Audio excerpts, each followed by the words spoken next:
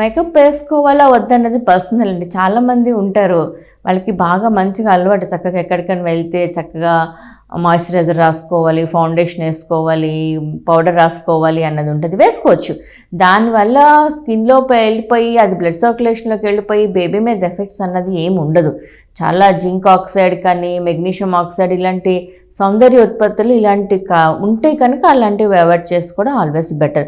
లేకపోతే simple foundation, లేకపోతే మామూలు పౌడర్ రాసుకోవడం, కోల్డ్ క్రీమ్ రాసుకోవడం, మంచి మాయిశ్చరైజర్ రాసుకోవడం ఆల్వేస్ ప్రెగ్నెన్సీలో అడ్వైజబుల్. ఎందుకంటే స్కిన్ అనేది డ్రై అయిపోతుంది అనమాట.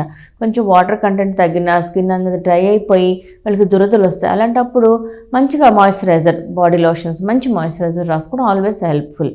మేకప్, లిప్స్టిక్ వేసుకోవడంలో తప్పులేదు, but over doing anything is wrong. అధికంగా ఏది చేయొద్దు, తక్కువగా వేసుకొని ప్లెజెంట్గా కనిపించాలనుకోవడంలో తప్పులేదు, చేసుకోవచ్చు. ఇప్పుడు వాళ్ళు ఏదైతే ఫౌండేషన్ కానీ పెద్ద పెద్ద హెవీ, దట్స్ వాట్ చెప్తున్నా, మినిమల్ అమౌంట్ నేను చెప్పేది. చాలా హెవీ ఫౌండేషన్స్, ఎక్కువ పౌడర్లు రాసుకోవద్దు.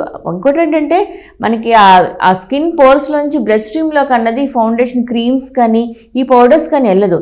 మనకి ఏదైనా సరే, ఏదైనా గర్భిణీ స్త్రీలు ఏం తీసుకున్నా సరే బ్లడ్ ద్వారానే లోపల గర్భస్థ శిశువుకు వెళ్తుంది అనమాట. సో బ్లడ్లోకి ఏది వెళ్ళనంత వరకు మదర్ ఏం తీసుకున్నా పర్వాలేదు, దానికి అంత ఇబ్బంది పట్టుకోవాల్సిన అవసరం లేదు. కానీ మరీ హెవీ క్రీమ్స్, నేను చెప్పినట్టు జింక్ ఆక్సైడ్ ఎక్కువ ఉన్నట్టు, మెగ్నీషియం ఆక్సైడ్, ఇవేంటంటే తెల్లగా ఉండడానికి ఫెయిర్నెస్ క్రీమ్స్ అనమాట. వీటిలో తెలుపు అవ్వడానికి వాడతారు. అలాంటివి అవాయిడ్ చేయడం ఇంపార్టెంట్. ఇంకోటి రెటినాయిడ్ క్రీమ్స్ ఉంటాయి అనమాట, పింపుల్స్ కోసం వాడతారు. అది ఎట్టి పరిస్థితుల్లోనూ ప్రెగ్నెంట్ లేడీస్ వాడకూడదు. అసలు ప్రెగ్నెన్సీ ప్లాన్ చేసేటప్పుడు అలాంటి క్రీమ్స్ అన్ని అవాయిడ్ చేసేయడం చాలా చాలా మంచిది.